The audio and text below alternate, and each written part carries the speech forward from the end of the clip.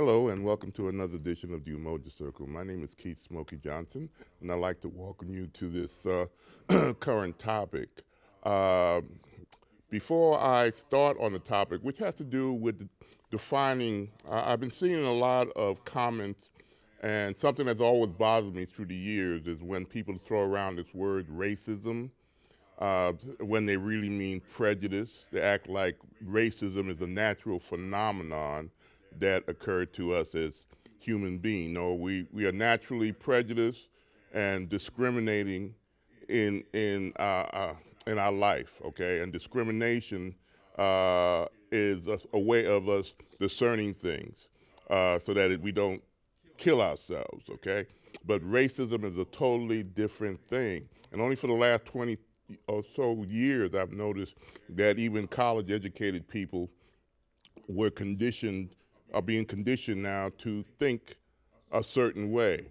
And to show how it's easy for people to get conditioned to their environment, I'm going to start out with this little videotape. It'll be about 7 minutes. It's about an experiment called the Stanford prison experiment that happened way back in 1971.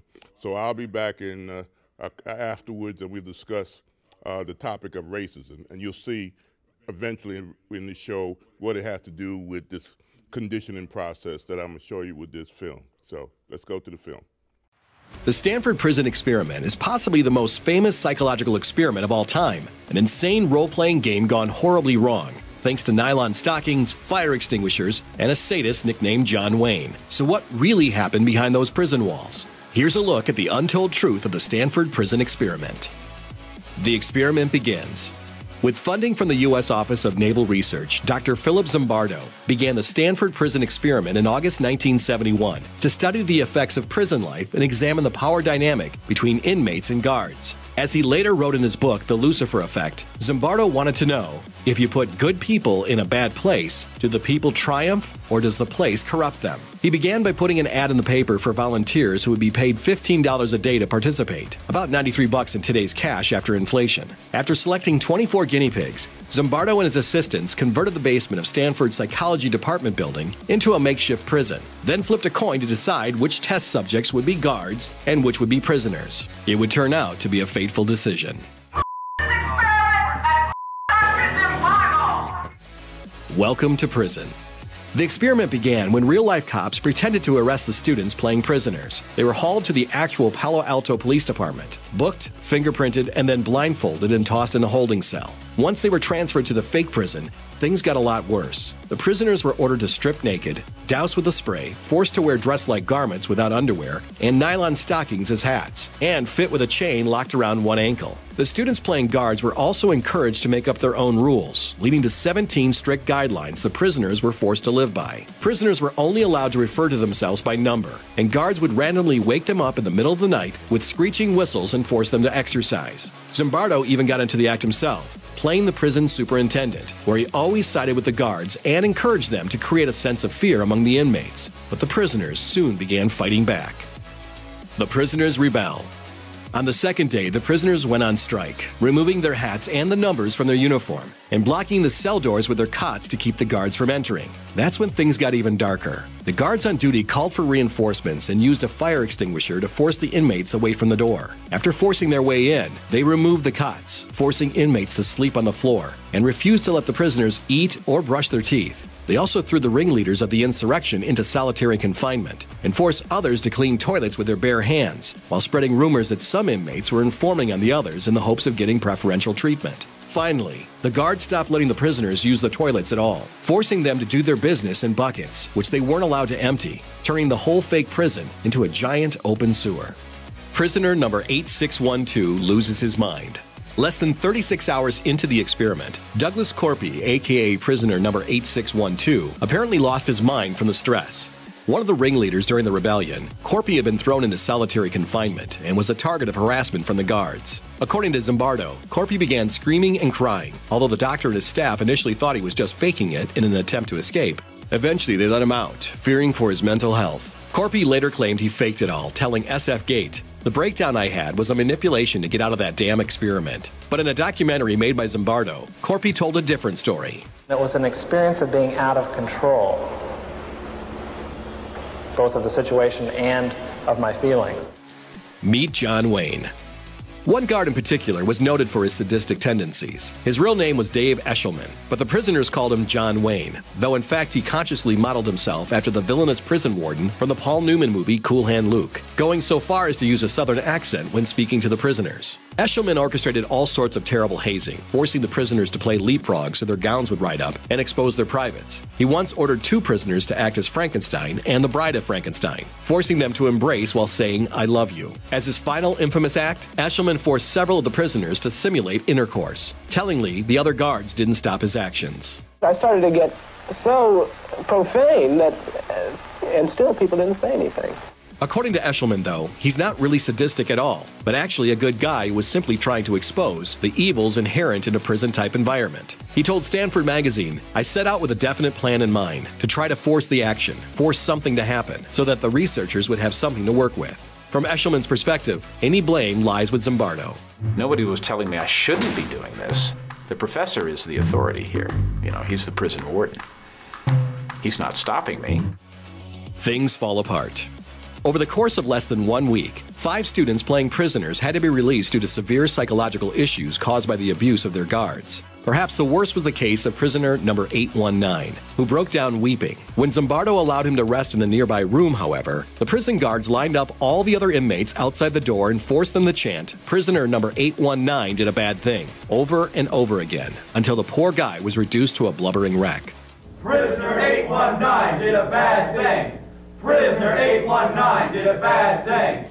He was eventually replaced by a new guinea pig, prisoner number 416, who was so horrified by what he saw in the prison, he immediately staged a hunger strike in protest. Guards responded by tossing him into solitary confinement. The experiment had gone off the rails, and the only man who could stop it had lost all perspective. As Zimbardo put it himself, "I had become the superintendent of the Stanford County Jail. That was who I was. I'm not the researcher at all." Luckily, someone with perspective showed up on day 5. Zimbardo's then-girlfriend, Christina Maslach, was an assistant professor at Berkeley. After showing up to help with the experiment, she was appalled to see the prisoners chained together with paper bags over their heads. She confronted him that night. We had a long argument. At the end of it, he then decided, this is it, I've got to shut down the prison. And so then the next day, everything stopped. The experiment was supposed to run for 2 weeks. It had only lasted 6 days. Aftermath. Shortly after the experiment ended, the horrific uprising in Attica prison took place, thrusting Zimbardo and his research into the spotlight. Researchers are still arguing about what it all means. Zimbardo himself has said it goes to show how normal people can be turned evil by circumstance, telling the BBC, "The study is the classic demonstration of the power of situations and systems to overwhelm good intentions of participants and transform ordinary, normal young men into sadistic guards." Others aren't so sure, as some critics think Zimbardo unintentionally skewed his results with his methods, which may have attracted participants who are much more aggressive and less empathetic than the general populace. Plus, Zimbardo wasn't just a scientific observer. He actively participated and even encouraged violence and brutality, corrupting his data in the process. Tellingly, when psychologists conducted a similar experiment in 2001, they remained observers, and the guards never got anywhere near as aggressive as John Wayne and his cohorts did at Stanford. The significance of the Stanford prison experiment came into question again in 2004, when a group of American soldiers tortured and humiliated Iraqi prisoners at Abu Ghraib prison. Zimbardo was called to testify as an expert on behalf of one of the defendants, who claimed the system encouraged the guards to act violently. Zimbardo agreed, saying Abu Ghraib was a Stanford prison study on steroids. The defendant still received 8 years behind bars, however, which some might consider an ironically fitting epilogue to the saga of the Stanford prison experiment. Well, I'm glad that we're back now. That film, you might ask after watching it, what does that have to do with the process of racism? Let me just say this. There was another experiment first, before I go on further, that was done by a gentleman by the name of Milgram.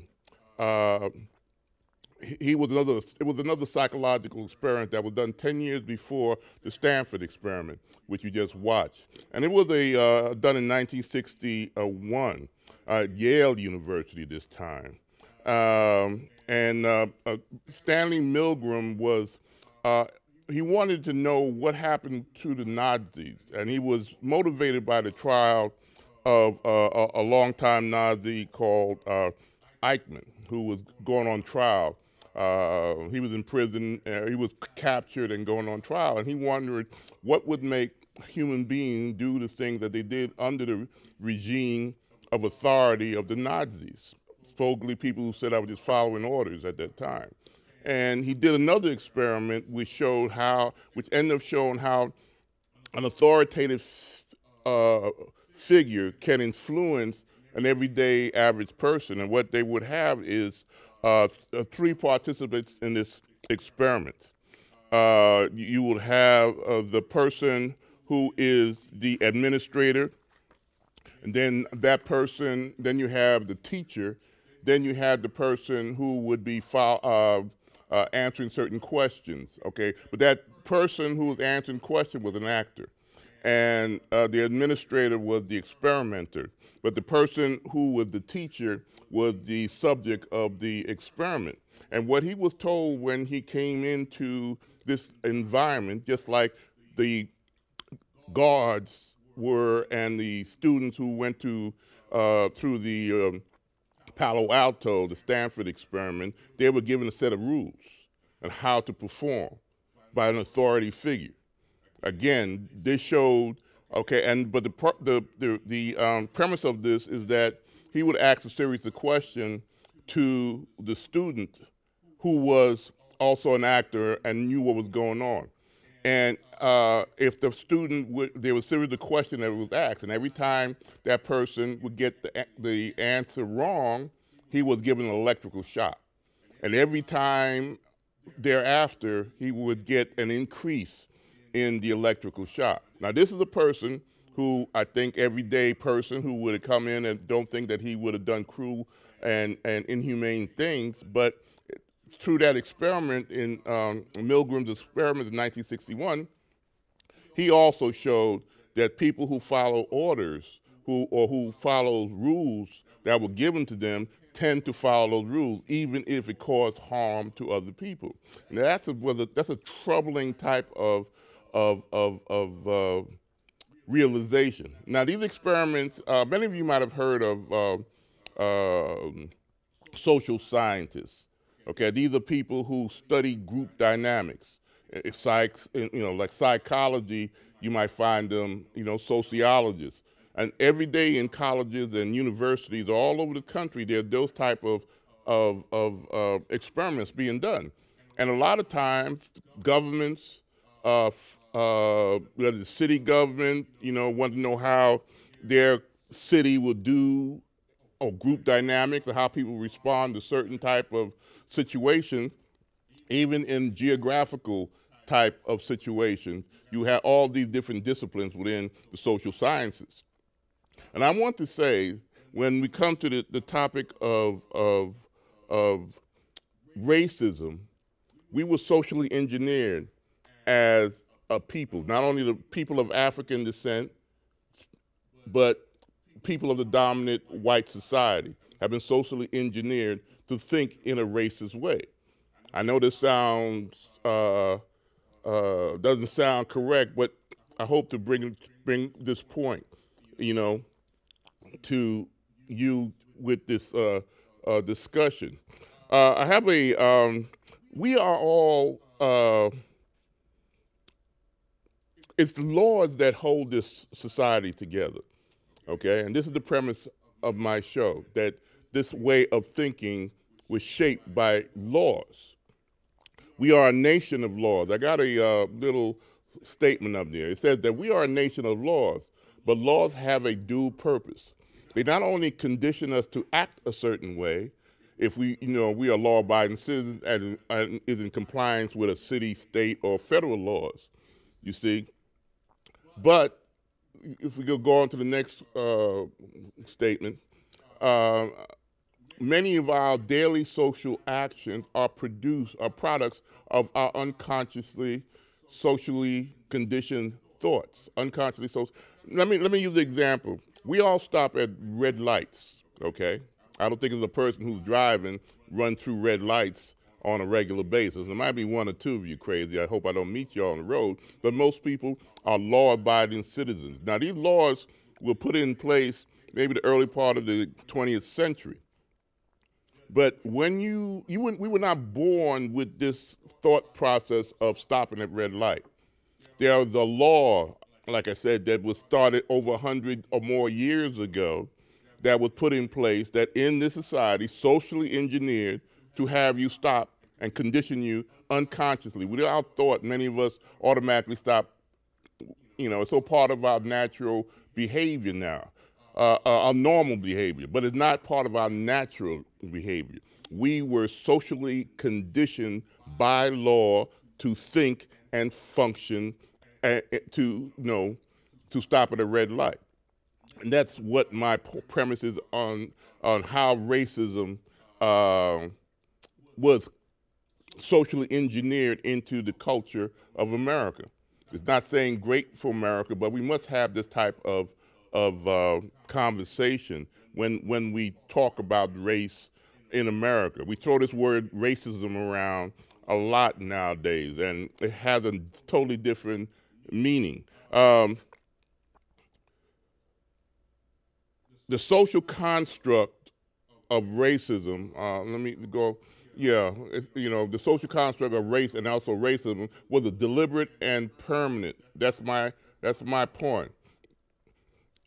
And if you read the rest of it, that topic, you can't deal with race without talking about racism and how we interact with each other today. Let me throw up a quick definition of racism next. What is the definition of racism? It's a system. You see, it has nothing to do with prejudice. It is a system of power created by laws for the benefit of one group in the society solely on basis of the color of their skin, which gave the dominant white society since colonial times, 100% of control over the politics, the laws, the economics, the resources, and the wealth in American society. It is embedded. You see, embedded in the word racism is the word race, or group. It's a group dynamic. Again, it has nothing to do with prejudice. Prejudice can be expressed within a racist system, but racism and institutionalized racism has nothing to do with the natural aspect of being a human being and being prejudiced. Okay, again, racism is a group dynamic, a power structure created by deliberate laws. And when it comes to people of African descent, you cannot be a racist. And I know this is going to hit people in the gut, and I'm going to hear, I'm sure there's going to be a lot of heads wagging in the negative, unless you are a member of the dominant group. Again, it is a power dynamic.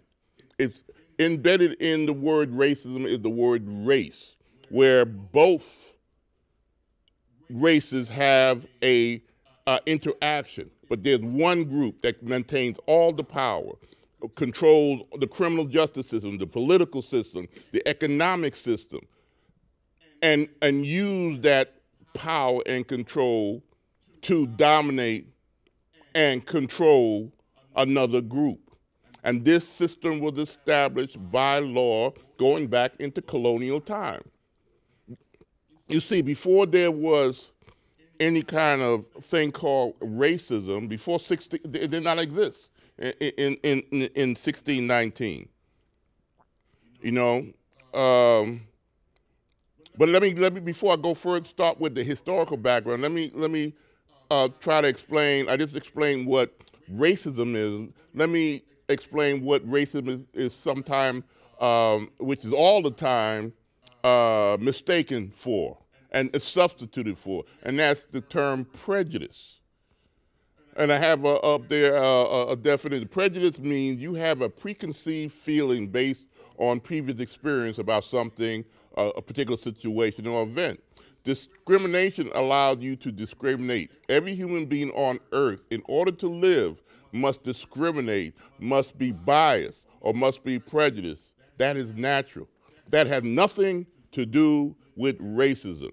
For example, let me use the example of those points. You can just leave that out there so people could, as I speak, they could also follow along reading those two the definitions of prejudice and discrimination. Say I like chocolate ice cream. I don't care for strawberry. I don't care for, vanilla. I like chocolate ice cream, okay? Or I say I used to like. But anyway, I like chocolate ice cream. Now, in saying that, in desiring that, I'm being prejudiced to, all the other types of ice cream, okay? And say I have that desire only for that chocolate, that chocolate ice cream, and I go to the store. Now, there's Bluebell and all of these other kind of companies that that produces chocolate ice cream, but I discriminate against all of them and only deal with Haagen-Dazs, okay? My prejudice is I like chocolate ice cream, but I discriminated against all the other types of brands for the Haagen-Dazs ice cream in particular, okay? Again, discrimination. But if you use these prejudices and discrimination,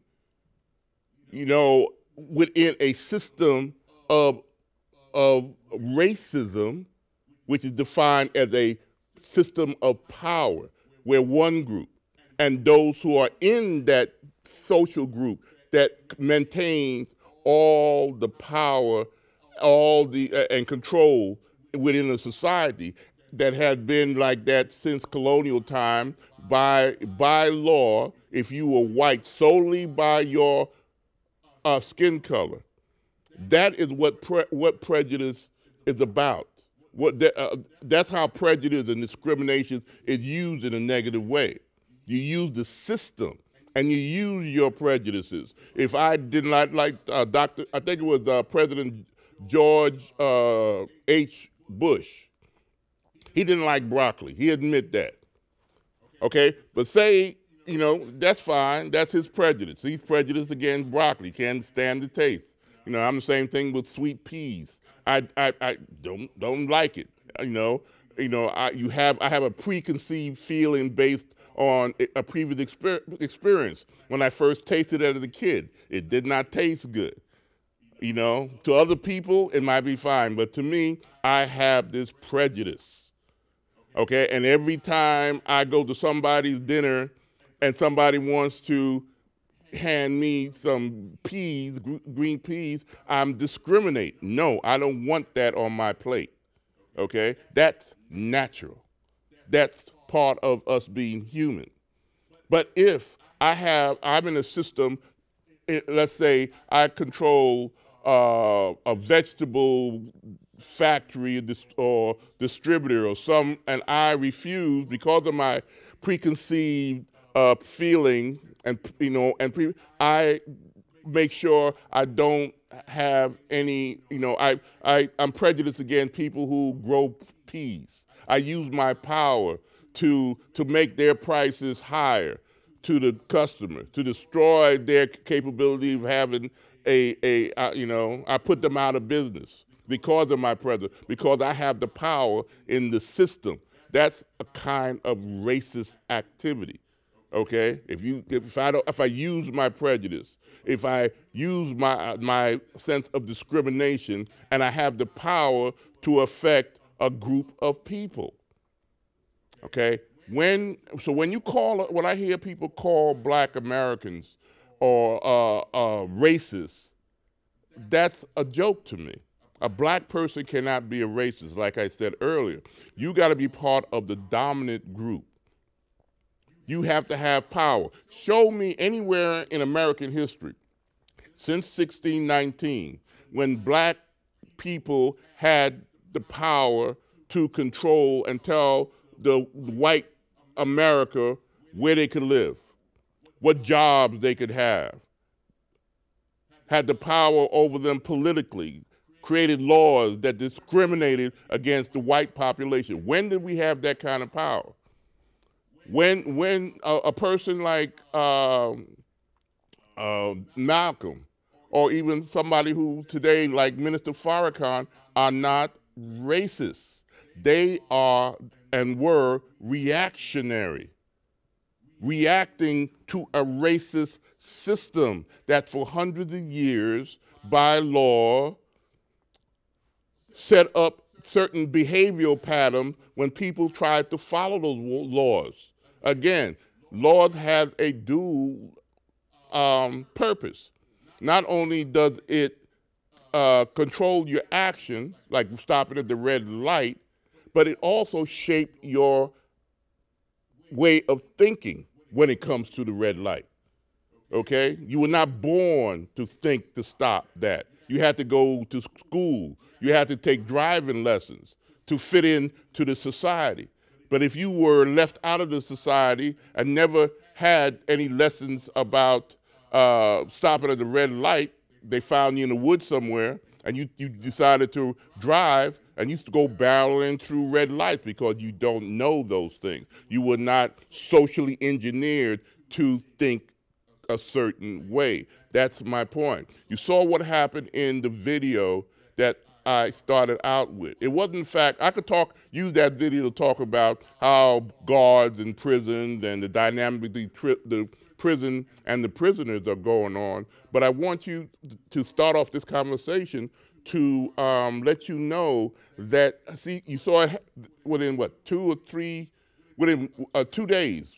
Within the second day, they started taking on the behavioral pattern that the authority figure told them to do. In fact, they started enhancing. The guards started acting a certain way in authority. These white kids who lived in Palo Alto, middle-class white kids. This was at Stanford University. Palo Alto is a very prominent community in California.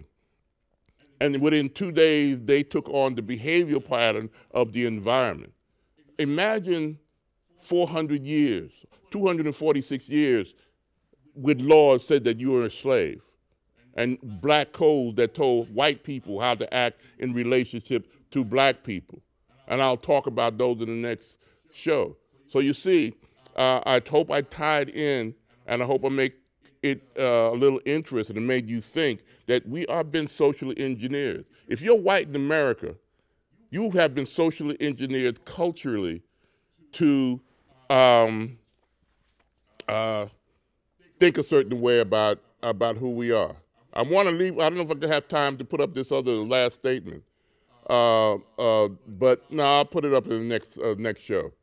But I want you to understand this. This is what we must understand.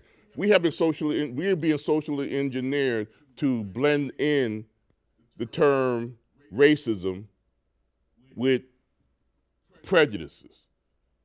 And there's no coincidence that you're doing that. But until next time, we'll talk further. Peace. Hotep. Bye-bye.